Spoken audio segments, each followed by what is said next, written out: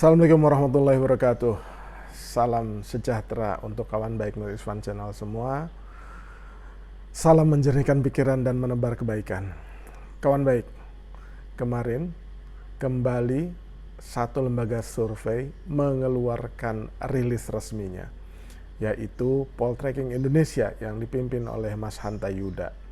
Hasilnya mengkonfirmasi angka di lembaga survei Indopol bahwa memang angka Mas Anies Rashid Baswedan itu sudah mulai makin melejit, melesat, dan di beberapa tempat mengungguli Mas Ganjar. Nah, kebetulan Mas Hanta Yuda rilis resmi kemarin, yaitu tanggal 15 Desember, hari Kamis, dan hasilnya memang mengkonfirmasi angka Indopol itu, di mana secara telak Mas Anies memang udah mulai unggul di provinsi Jawa Barat, Banten, dan DKI Jakarta. Nah, Mas Hanta membatasi survei ini di 5 provinsi di Pulau Jawa.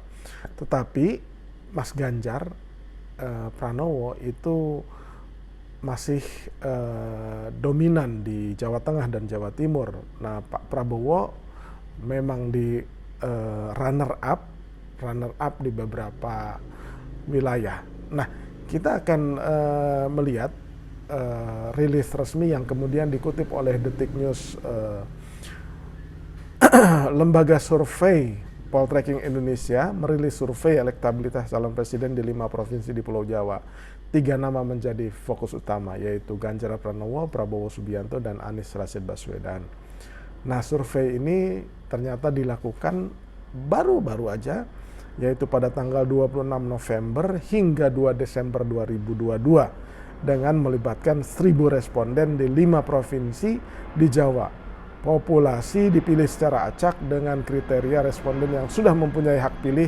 Adapun margin of error survei sebesar plus minus 3,1%, sementara tingkat kepercayaan survei berada di 95%. Nah, pada saat Indopol mengeluarkan rilis yang menempatkan Mas Anies Rashid Baswedan di urutan pertama, banyak orang yang tidak percaya, ya kan, bahwa angka itu mungkin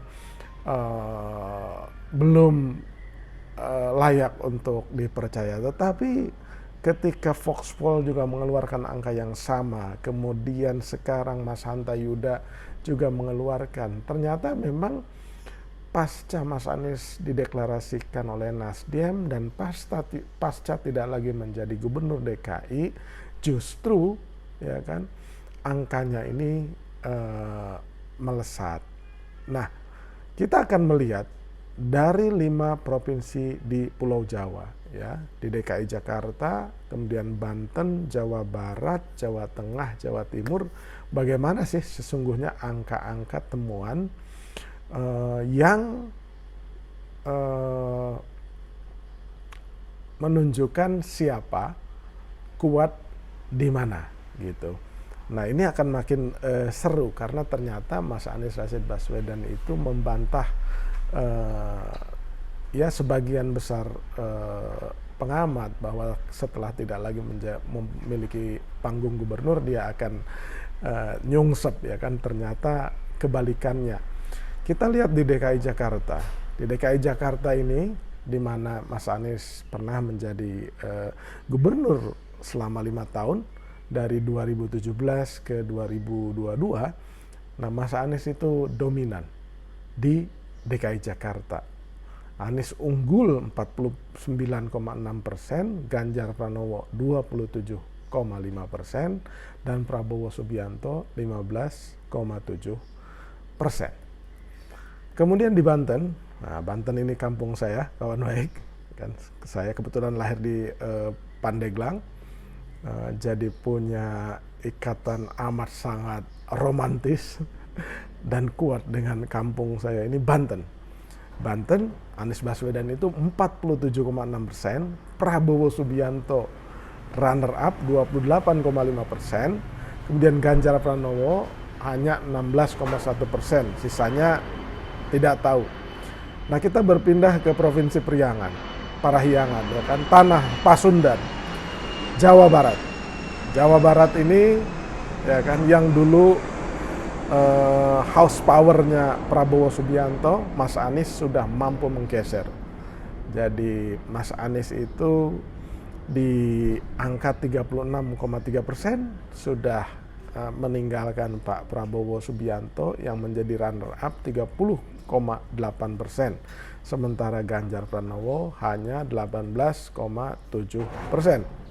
Kemudian berpindah ke Jawa Tengah, ya kan, di Jawa Tengah tentu saja Mas Ganjar Pranowo dominan, ya, dominan menjadi 71,4%.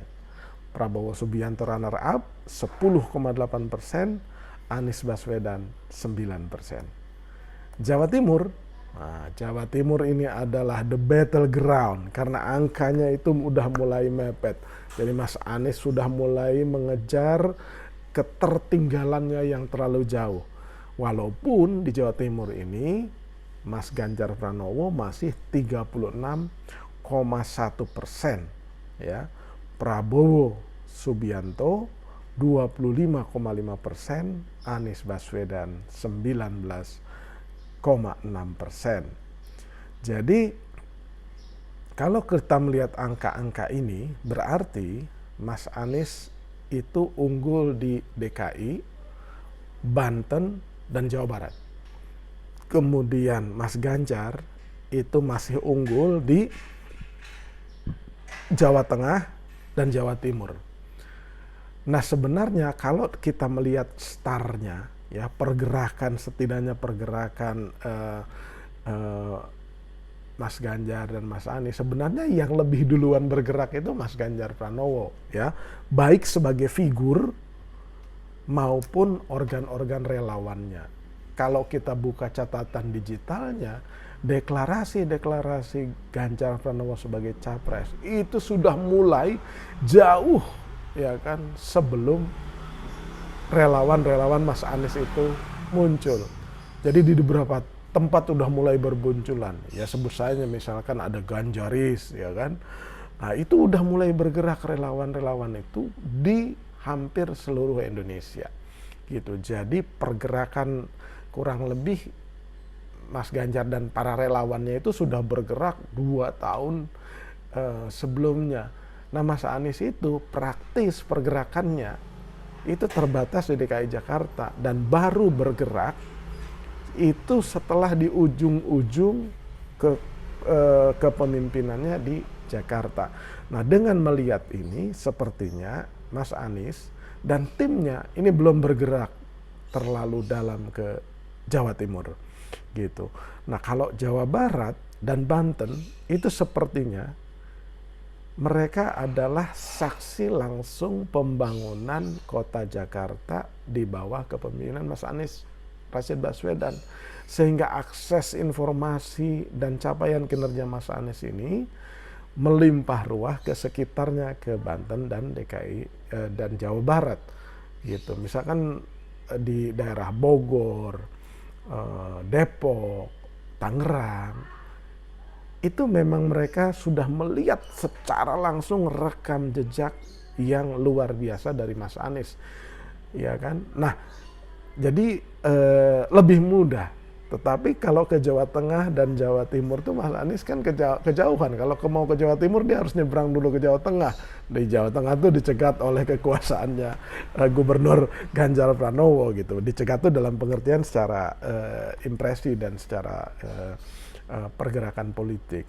Jadi jika melihat angka ini, pasca Mas Anies tidak lagi sebagai gubernur per tanggal, kalau nggak salah tanggal 13 atau 15 Oktober, dideklarasikannya tanggal 3 Oktober dan tidak punya jabatan apapun dan langsung bergerak ke seluruh Indonesia, impact-nya mulai terasa gitu.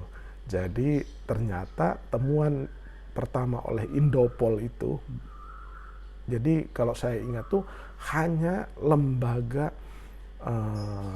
survei berani yang menyajikan data apa adanya, yakni Indopol yang kemudian menempatkan Mas Anies serta menemukan lonjakan suara tidak hanya Mas Aniesnya tapi juga Partai Nasdem pasca deklarasi itu.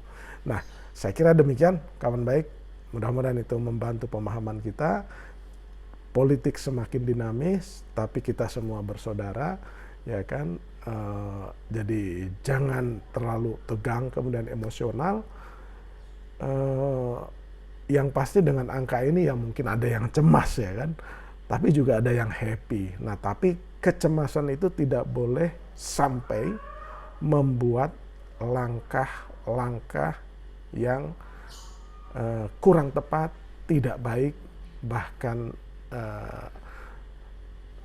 melukai satu sama lain, karena kita sama-sama bersaudara. Jadi kalaupun ada pertarungan, semakin ketat bertarung, tidak boleh tegang, tidak boleh cemas, ya kan, semua kita bersaudara. Jadi misalkan Mas Anies Rashid Baswedan ya bukan ancaman, kalaupun unggul gitu ya bukan ancaman, karena dia harus menjadi pemimpin pelayan bagi semua. Demikian kawan baik. Mudah-mudahan itu sekali lagi bermanfaat, menambahkan pemahaman, mendidik sense of politik kita, karena politik itu penting dan punya impact sedemikian besar kepada kehidupan kita sehari-hari. Jadi jangan alergi, jangan tinggalkan politik, ikuti terus channel Nur Iswan. Jangan lupa subscribe, like, share, dan komen. Terima kasih.